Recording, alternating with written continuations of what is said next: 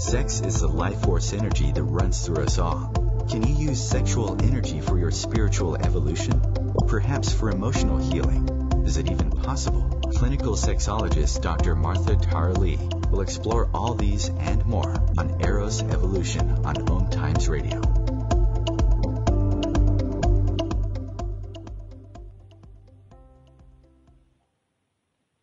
Hello, and welcome to Eros Evolution. This is where sexuality meets with spirituality.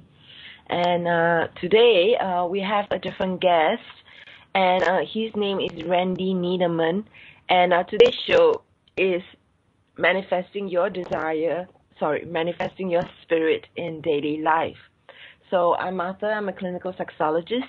I have a doctorate in human sexuality. And I just finished my master's in counseling as well, making it my 4th degree.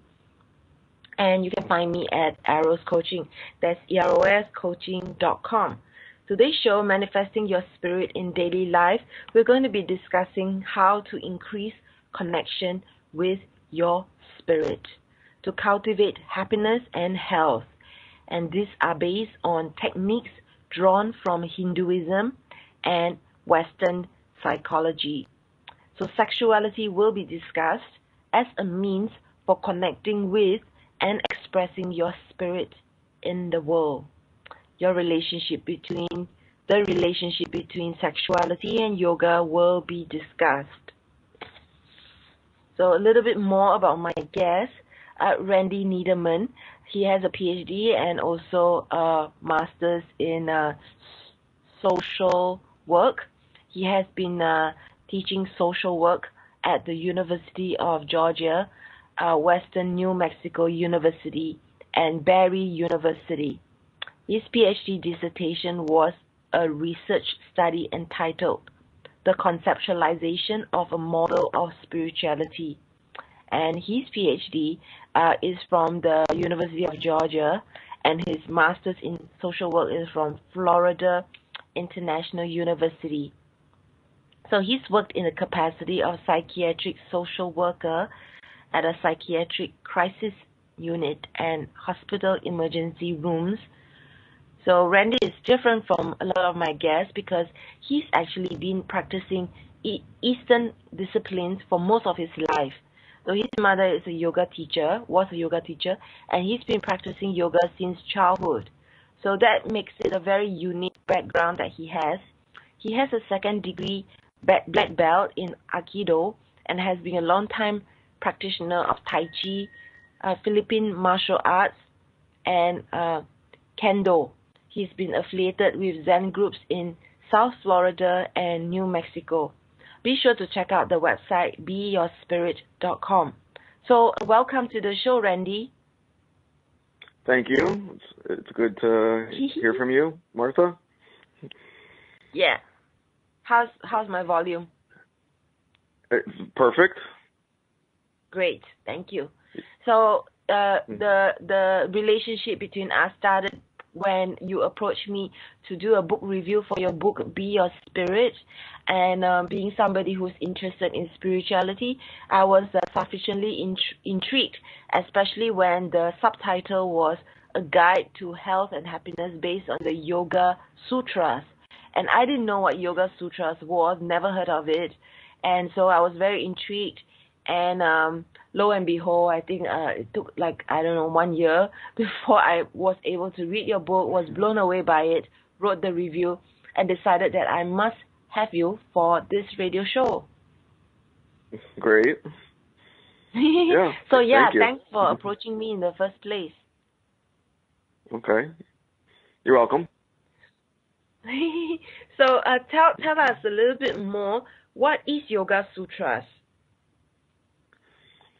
The Yoga Sutras is generally considered the sort of the yoga Bible in that it's not that old, and I'm sorry I can't tell you the exact dates, but maybe I think 300-400 years old, and it was written by a yoga master, Patanjali, to put down, I guess, concisely what's important about yoga and the purposes of yoga and things like that. it's missing. It's not really for the layperson because it already assumes that you know what the major concepts are. So I think in a way it's kind of an advanced guideline.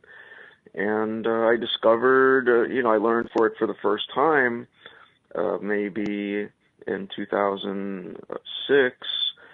And that was a time when I was just finishing writing my first attempt at a self-help book. And it really didn't come out that good. And by the time I was finished with it, I found the Yoga Sutras. And then I thought, everything I want to say is right here in the Yoga Sutras. It's already been done, and it's been done better than I'm going to be able to do it. And so I just ended up focusing on the Yoga Sutras and studying them and interpreting them for myself. Mm. And your book is based on that.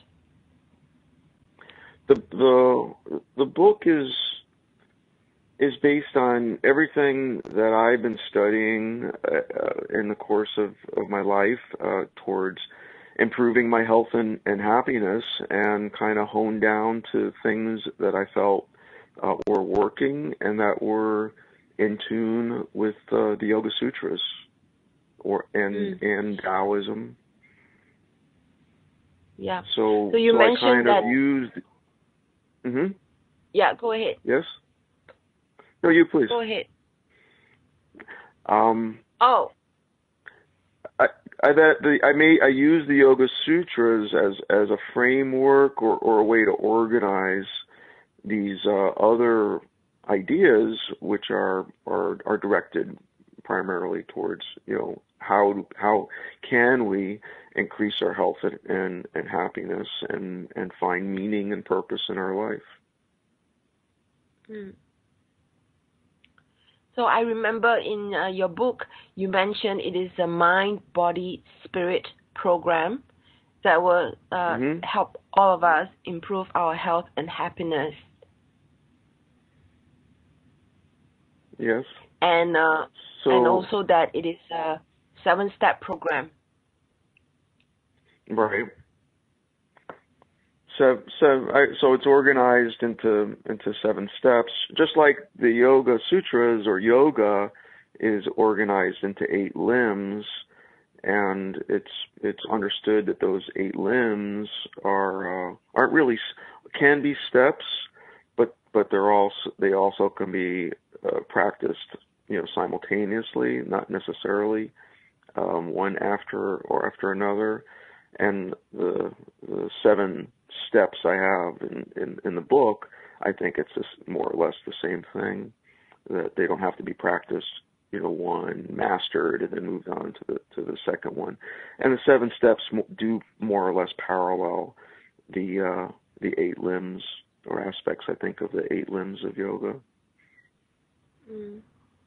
Yeah, I remember reading your book, and it's just so dense, full of information, and I was like, whoa, this is something that I have to read slowly and keep coming back to.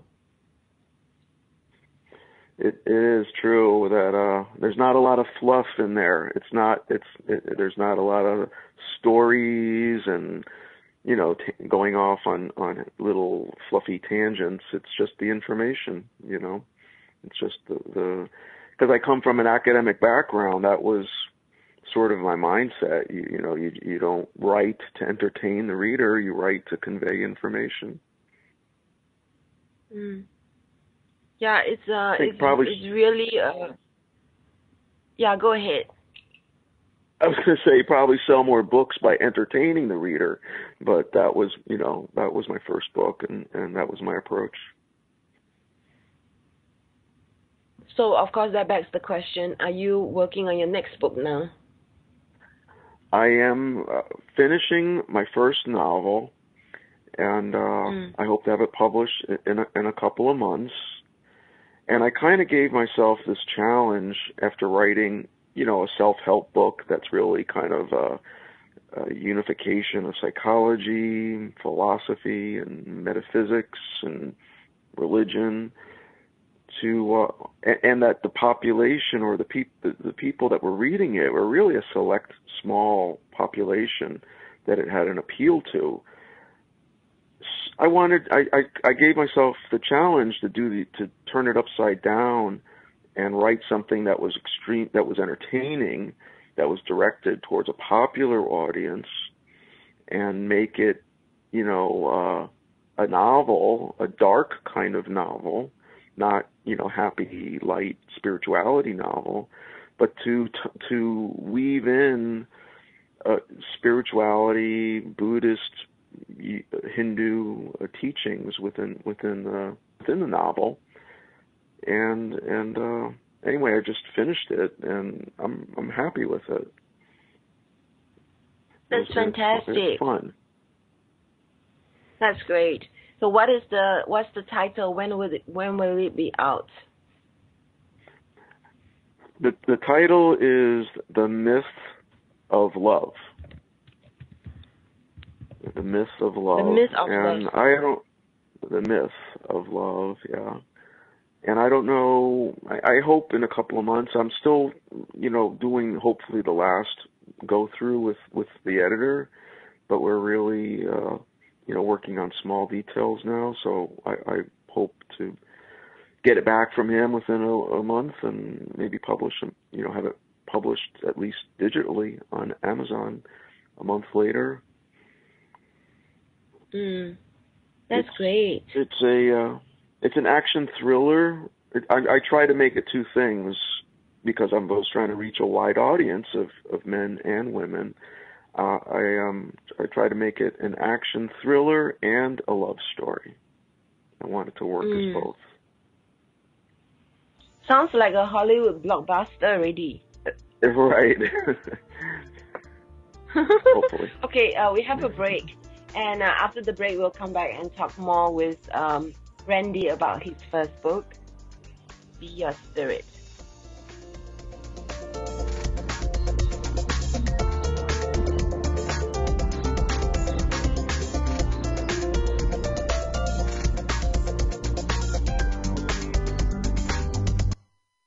Your conscious lifestyle on steroids. Om Times Radio. IOM FM.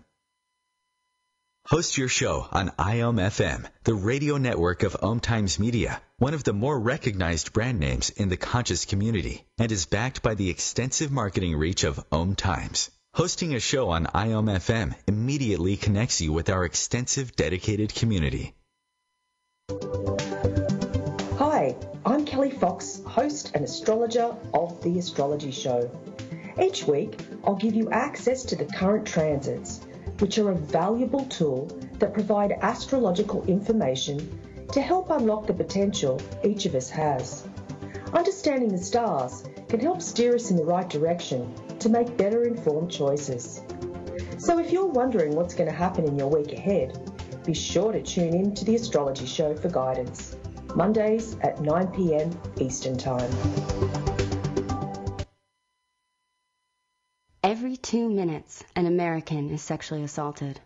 The majority of victims know their attacker. It could be your friend, your neighbor, or someone you met at a party. If you said no, it's rape, and it's a crime. This is Christina Ricci with RAIN.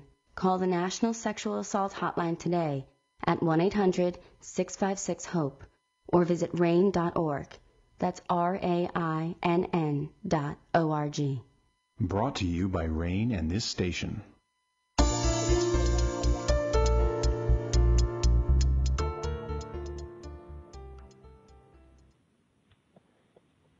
And you are listening to Eros Evolution on the Om Times Radio Network. You can share this show with your friends by going to the link omtimes.com/mobile. With this link, you'll be able to listen to the show without needing to download any app. And today we are talking about manifesting your spirit in daily life with Randy Niederman. And unlike many of my guests who are sex educators or sexologists of some form, Randy has a unique background of being in academia, teaching taught social work, and is now working in the capacity of a psychiatric social worker. However, he's been practicing Eastern disciplines for most of his life, including yoga, and was just explaining about how he came across Yoga Sutras and been devoting his practice around it, then wrote a book based on everything that he's experienced relating to spirituality in that book. So just before the break, we were talking about how his book is pretty dense, information-full book, which I have read, and I was very impressed by the book and amount of information, knowledge that was being shared, that I thought it would be so useful to have him on this show to support him in his work, publicizing his book, but also impart more wisdom to listeners out there who, there are people who are not inclined to reading a book. But I strongly recommend his book, by the way. So, Randy, coming back to you, thanks again for coming on the show. Could you just, for the benefit of listeners, share with us just the crux, the gems, some of the things that they can get started with based on your book? That they can get started with based on the book, on Be a Spirit. Yeah. Yes.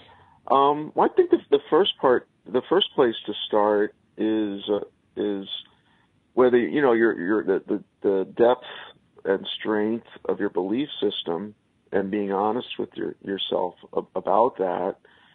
I think there's three very telling questions about spirituality, the way I define spirituality.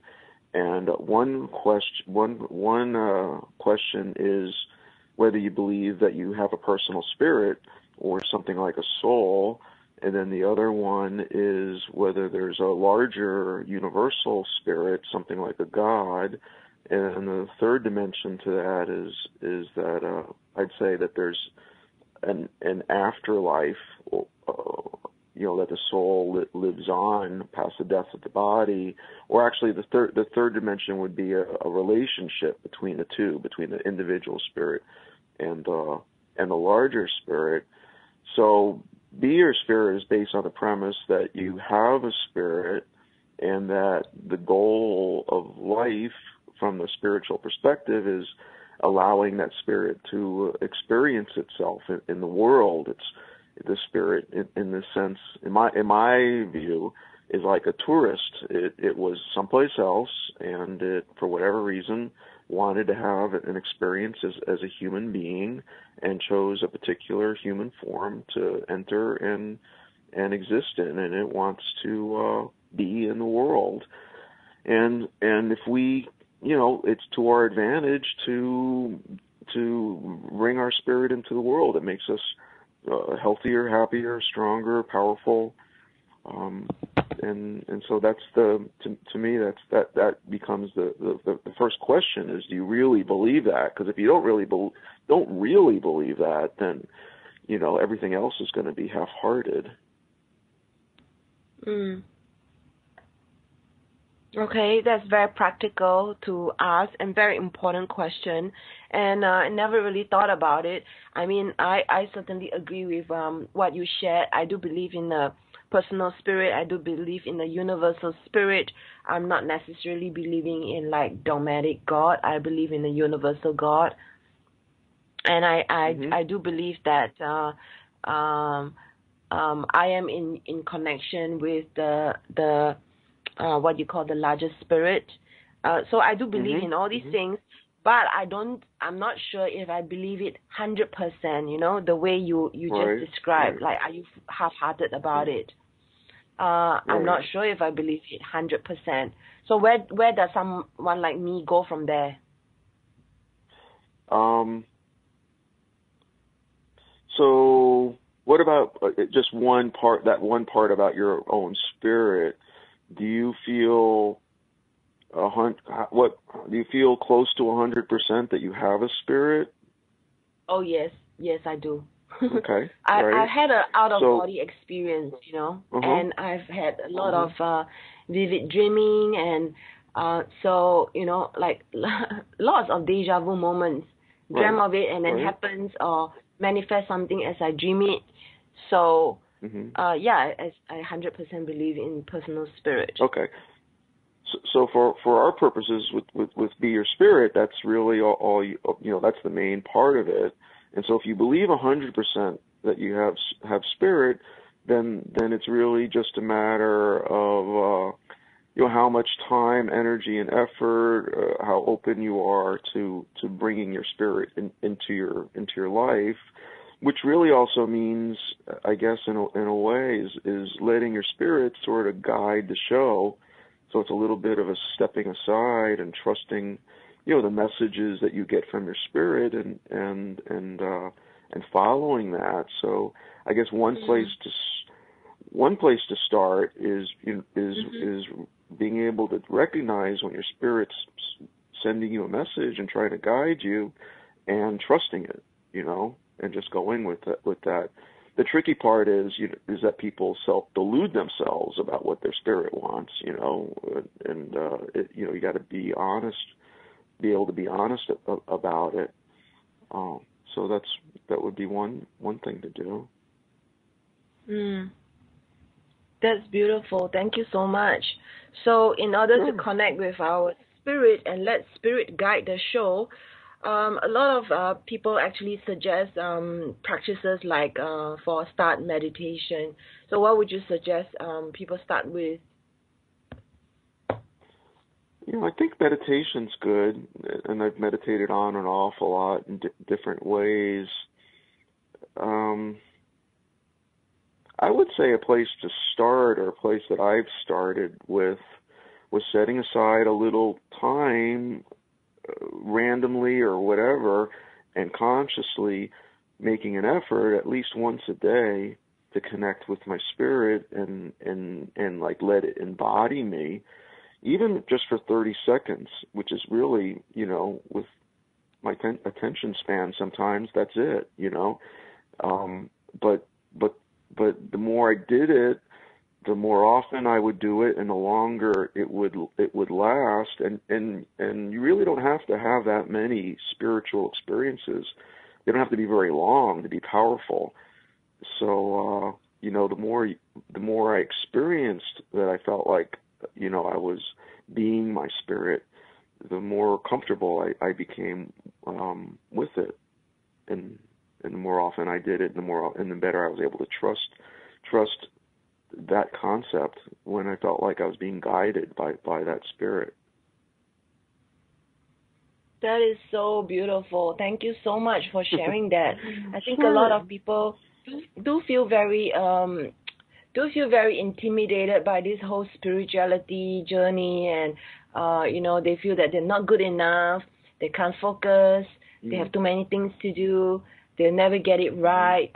So there's this self-questioning that I had certainly when I was first embarking on my own spiritual journey, and I always felt that I was weird, or I was just not good, because people would share how they meditate and what they saw and how they felt, and I felt nothing. I saw nothing.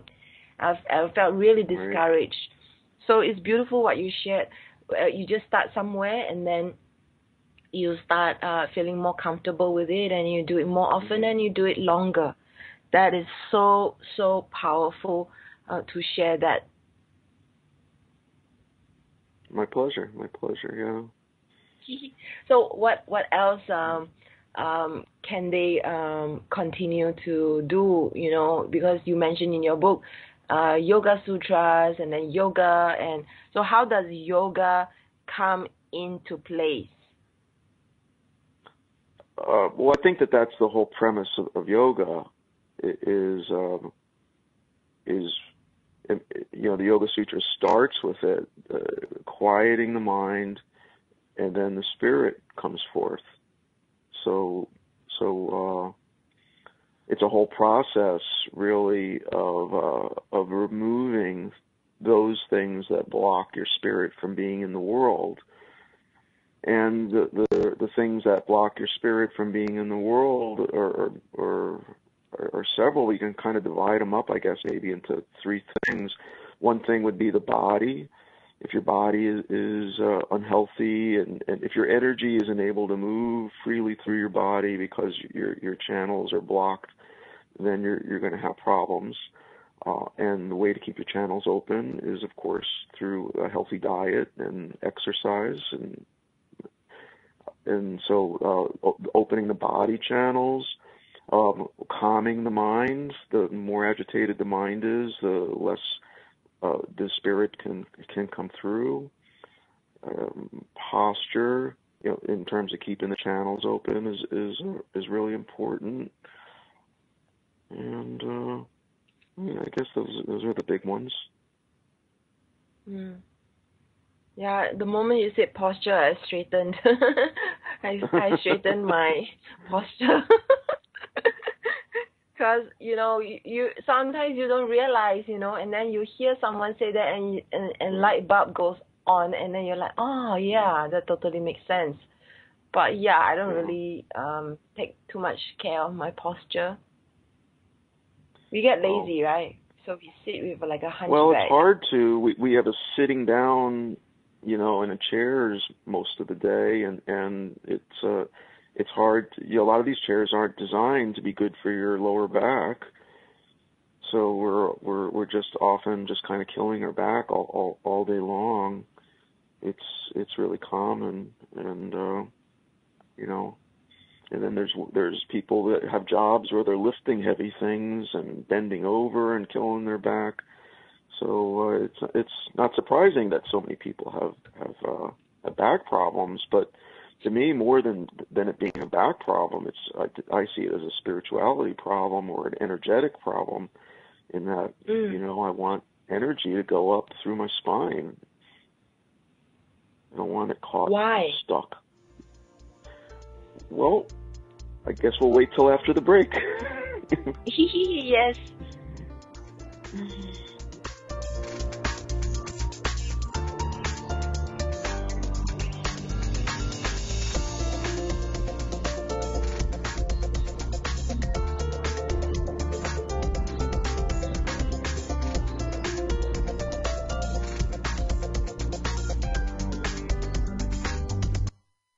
Free your mind with Om Times Radio, IOM FM.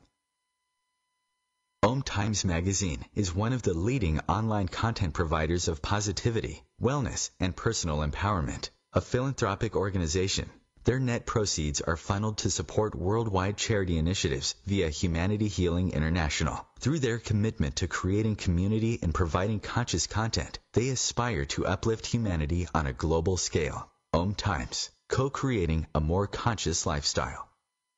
More than 24 million Americans have an autoimmune disorder, and that number continues to grow. I'm Sharon Saylor, and I'm one of those 24 million. To put that number in perspective, cancer affects about 9 million and heart disease up to 22 million. That's why I've brought together top experts and those thriving regardless of their diagnosis to bring you the latest, most up-to-date information. Join me, Sharon Saylor, Friday night, 7 p.m. Eastern, for the Autoimmune Hour on Life Interrupted Radio to find out how to live your life uninterrupted.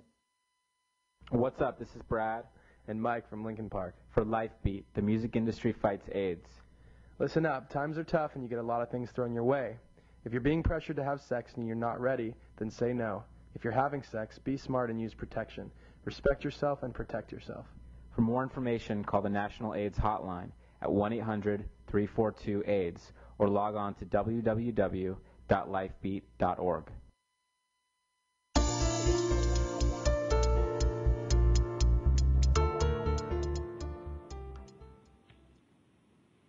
And welcome back to Eros Evolution. This is where we explore the link between sex and spirit. And I promise you we're going to talk about sex very soon. However, I want to ask Randy, because just before break we talked about wanting to move energy out of our spine. Why? Why would we want to do that? I mean, I think I know the answer, but I don't want to assume, and I always learn a lot of things from asking my guests the most simple questions. Mm-hmm. So, Randy, why would we want to move energy up our spine? So, in my book, Be Your Spirit, there's a chapter on opening your energy centers, and I used a lot of Taoist literature, and I used Montauk Chia, I know you're familiar with, and I didn't include anything from yoga, because I really didn't know that much about Kundalini yoga, and I didn't want to, I wanted to be finished with the book, and I didn't want to go back and do more research, because I do a lot of research when I write about something. But I decided, I wasn't going to be lazy. It really needed to be there. And so I began to research Kundalini yoga, which took me to Tantra, and reading the Shiva Sutras, which are the Tantra Sutras, and then looking at the first writing on English writing on Kundalini yoga. The Serpent of Power was written in 1900s, 1800s, and looked through that. And then I looked at the sutras the only sutras that mention chakras, and in there was information about the Kundalini. So in the end, I ended up really liking Tantra, and I ended up really seeing it. My own interpretation was just really very simple and mechanical. It's really not that mysterious or complicated. It's very simple. There's Kundalini energy at the base of the spine, and the goal is to raise it up the spine and bring it to the top of the head, and bingo. That's it, and that it's not that complicated, and just do that. And I began to kind of focus, to narrow things down to that's what I'm going to do. I'm going to do what I can to open up my energy centers and cultivate my energy and raise it up my spine to the top of my head. Okay, but why? Why do we want to do that? Why do we want to move energy up to our spine and then cultivate energy? I guess I think there's the health benefits. I think, but more so, I think that's essentially a way of bringing spirit into. That's just another way of bringing spirit into the world. That there's like a parallel manifestation, I guess. That as I bring that energy up, it's also leaving my body or changing the fundamental energy pattern of my body, which is my spirit, maybe. I don't know. I don't really think that way, but that there's this parallel. I would say there's a parallel effect of bringing the Kundalini energy up to bringing my spirit into the world. Beautiful. I'm writing all this down. Because sometimes people ask me things and I don't know the answer, really. I really don't know, and I make it up, and I'm sorry to put you on the spot like this, but I really wanted to know. I really wanted to know why different people want to bring energy up their spine. Why bother? And you're talking about health benefits. You're talking about bringing spirit into life, spirit into body, parallel manifestations. I think as we work on our vibration and we become of a higher vibration, then we're doing the whole world, a whole humanity a service, because we don't we don't carry baggage or anger or stuff that doesn't serve us to places, and each of us can be a channel of love and light. That's what I believe. True. So it's beautiful what you shared. I really appreciate it. And in your book, you talk about we work on our spirituality and do healthy practices, open up channels and all that. And you talked about the benefits being health and happiness. So I don't want to make assumptions. How do you think all these things would make us happier?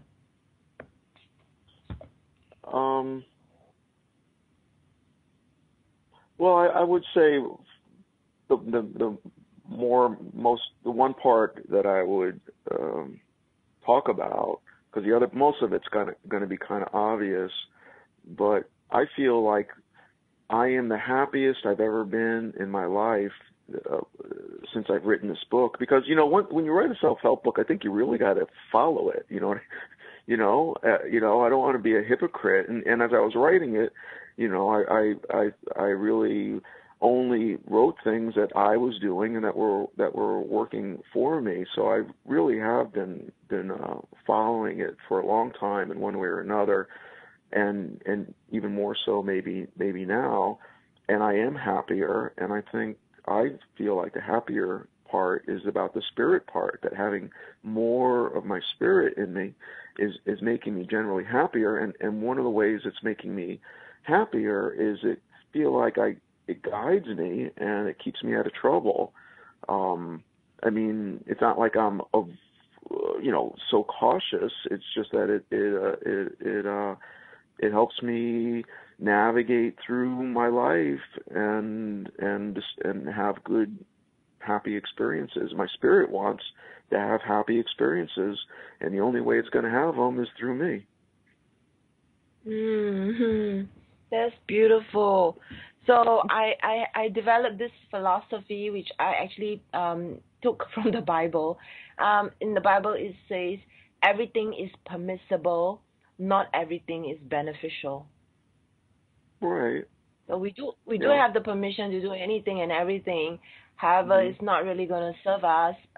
And this is exactly what you're talking about. Mhm. I'd agree with that. That's great. So let's talk about sex. So now let's move. Yes, that's what I was going to say. Let's talk about sex. So how does all these things affect sex? You begin to talk about it with Tantra. So you said Tantra is simple, moving Kundalini energy up the spine. The goal of doing that is simple. I certainly see Tantra as simple. A lot of people make it very complicated, and they charge a lot of money to attend such training. So what do you suggest people can start doing? Well, I guess what I would say, what I would first want to say about sex, not so much in terms, I don't really think of sex so much in terms of Tantra regarding spirituality, but I think where sex fits in with spirituality is that there's so much spirituality or pseudo-spirituality or religion that's anti-sex. It's almost like an oppressive force, and it really has, had the negative effect of making people pretty crazy, because people want to have sex, and then they're being told, that there's something wrong with sex. And so, as you know, as a sex therapist, it creates a lot of guilt and shame. Is a pretty common thing to see when you talk with people in therapy. And it's so liberating to help someone, or for people to liberate themselves from that belief system that God doesn't like sex, or that sex is inherently sinful or evil or bad. And I think it really helps people to let go of guilt and shame and depression and anxiety if they can be more accepting of their own sexuality. Beautiful. So how can people get started? Well, I think it's hard. I mean, if you live in a culture where everyone, their religion has a particular belief, then, you have to you have to, you're going against that system if you're going to try to let go of that belief system. So, I think it's a little bit of a struggle depending on, what society you're in and how immersed you are in the values of that society. I think one way is, a cognitive way, real changing what you believe and how you think about things. If you truly believe God doesn't like sex, then there's really no way around that. I don't think. Yeah. So you have to kind of change. So I think what you mentioned, I think what you're mentioning here is the awareness and then the conscious working on your belief system so as to support the new belief system that you want to have. Okay, sure. Yeah, I'd go with that. You can disagree. No, I'd go with that. Okay. And I guess, it's just, go ahead. Yeah. Yes. Go ahead. No, please. I really didn't have anything. Oh, yeah, neither did I. Yeah. Right. Can I tell a story that I think was a transitional point for me regarding sexuality? Yeah. Yeah.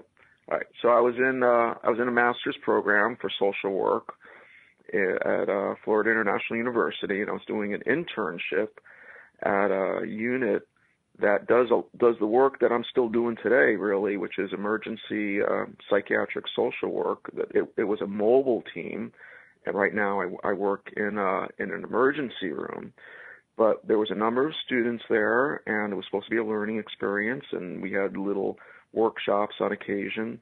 And one day we did this workshop where one of the therapists there led the workshop, and there was like 8 of us, sat at a long table, put newspapers on the table. We all had a ball of clay, and the leader of the workshop said, "All right, I want you all to make a penis out of that clay."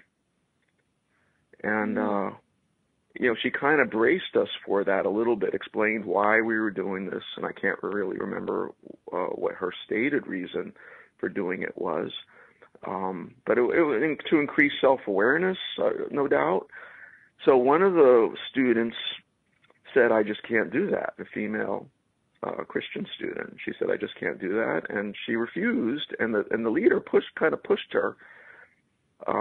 But the student refused, and she was excused. And then the rest of us took a few minutes and made a penis out of this clay.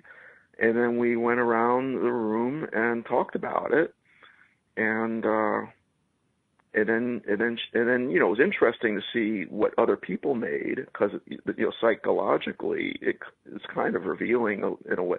What could be more psychoanalytical than to ask a person to make a clay penis and then kind of analyze it.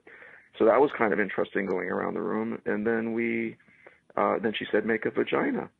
And then we all made vaginas and went around the room and talked about it. And after that experience, it was so over the top that I never felt, I just felt so much more comfortable talking about sexuality and, with clients, asking them questions. Because if we don't ask them these questions, they're not going to give us answers. You got to ask the right questions, and if you don't ask questions about sex, you're not going to learn about that at all. Yeah, that's a beautiful story. Thank you for sharing. So, after this break, we'll come back.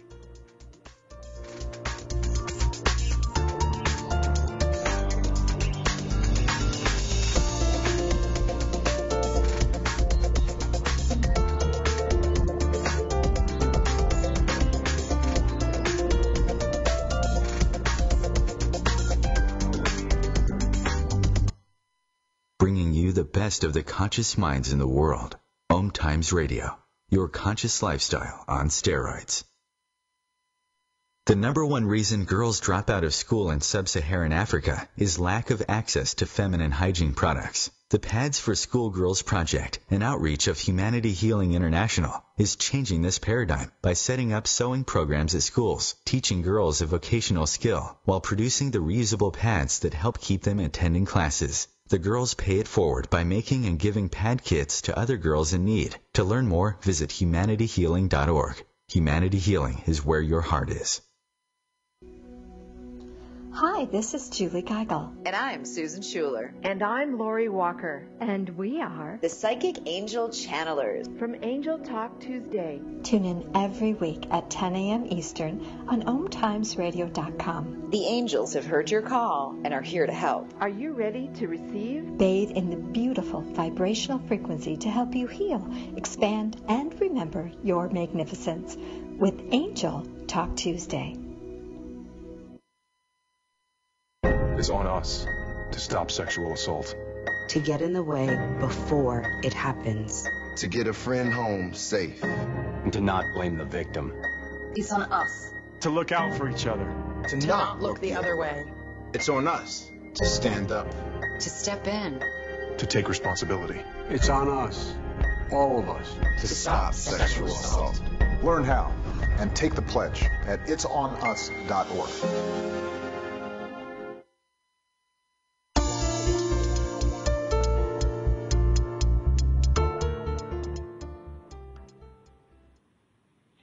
And welcome to the last 15 minutes of today's show. And so far on today's show, really enjoyed having Randy Niederman.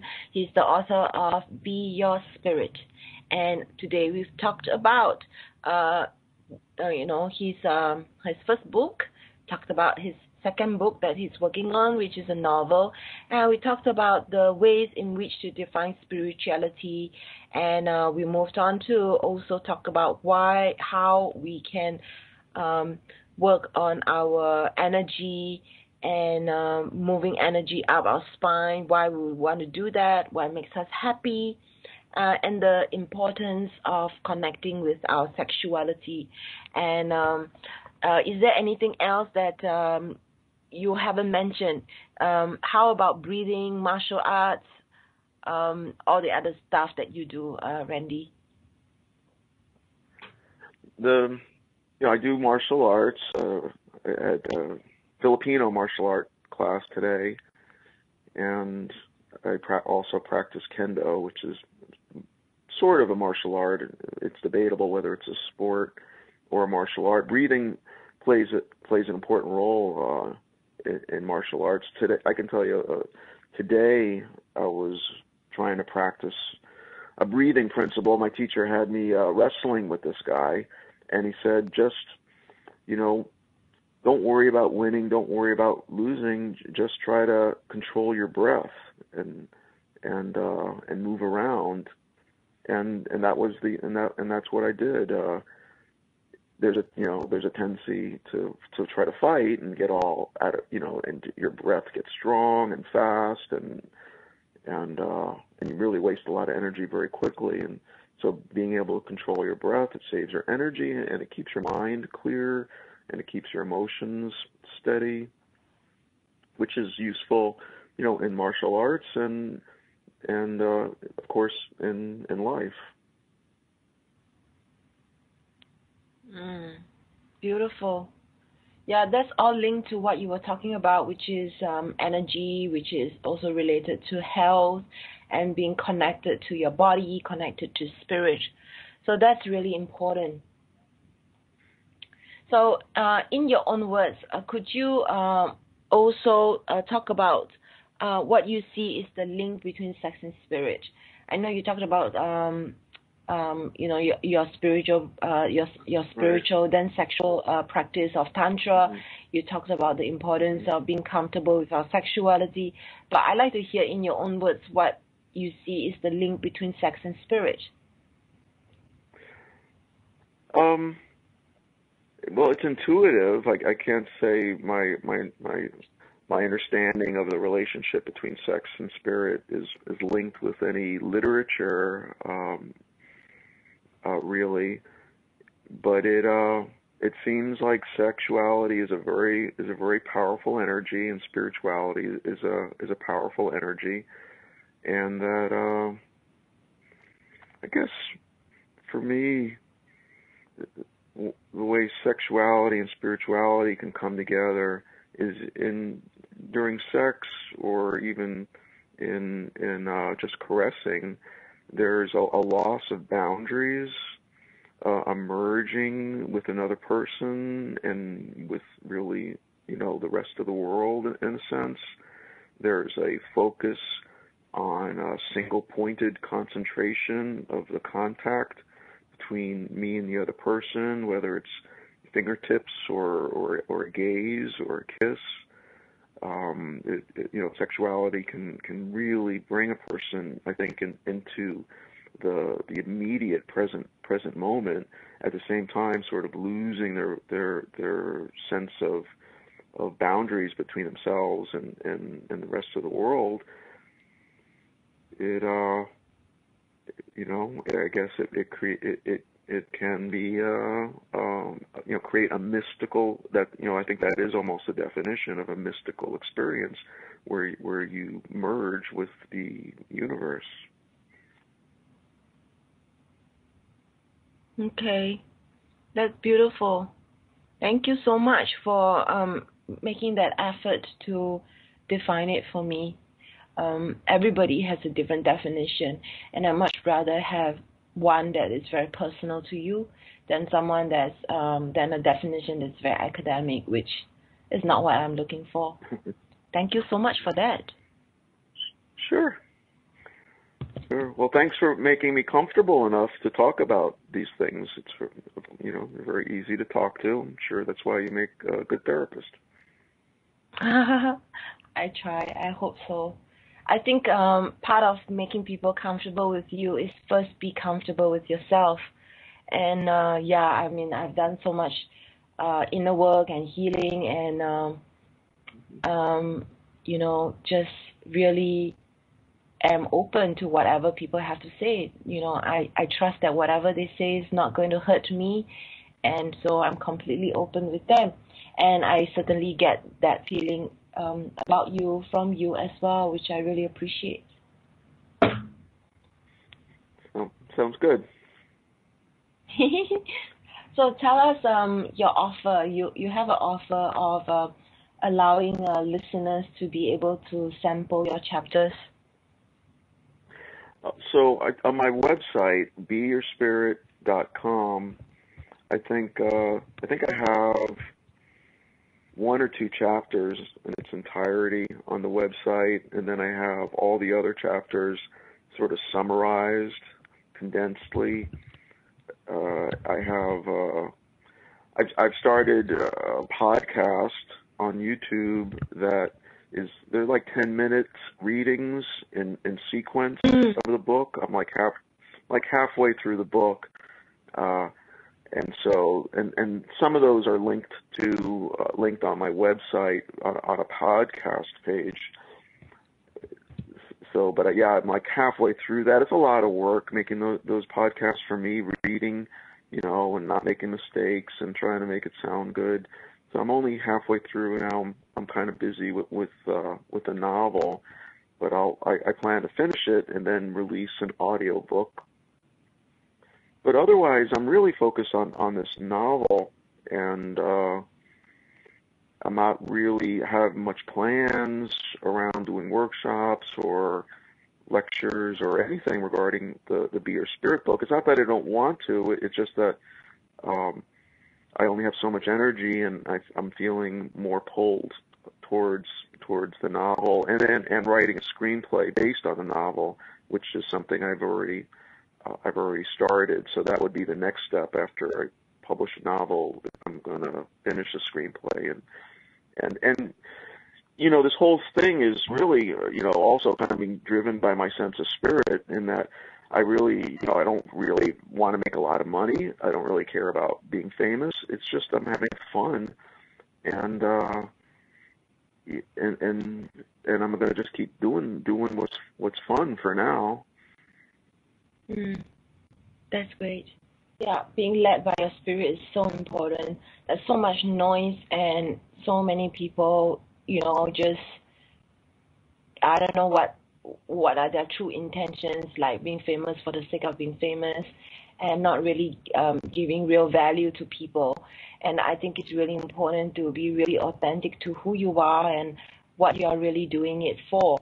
And I think it's really important, this path that you're doing. So I'm just going to do a shout out based on the closing information that you gave me. So for listeners, you can get the sample chapters by going to Randy's website, that's beaspirit.com, and also that's where you can connect with him. So this includes, like he mentioned, YouTube and additional resources for those interested in the spiritual path.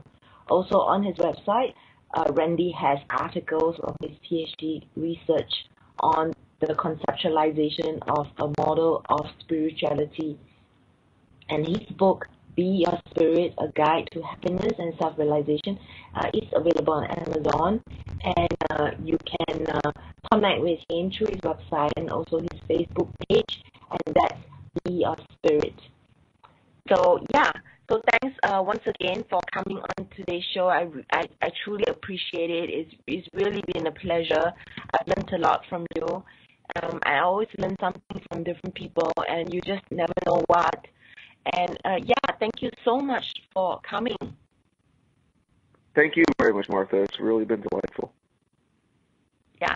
And in time to come, hopefully you'll come back and tell us more about your new book and also your screenplay. That'll be really cool to have you back. Great. I love it.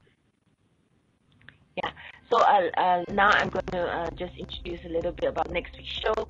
We're going to be exploring a planet orgasm with Annie Sprinkle. And Annie Sprinkle is somebody who's very famous. She's the first porn star to earn a Ph.D. in the U.S. and has taught hundreds of sex workshops. So yeah, fingers crossed, she'll be on next week. And stay tuned to Eros Evolution. In the meantime, have a great week ahead. And connect with your spirit and definitely connect with your sexuality. Goodbye.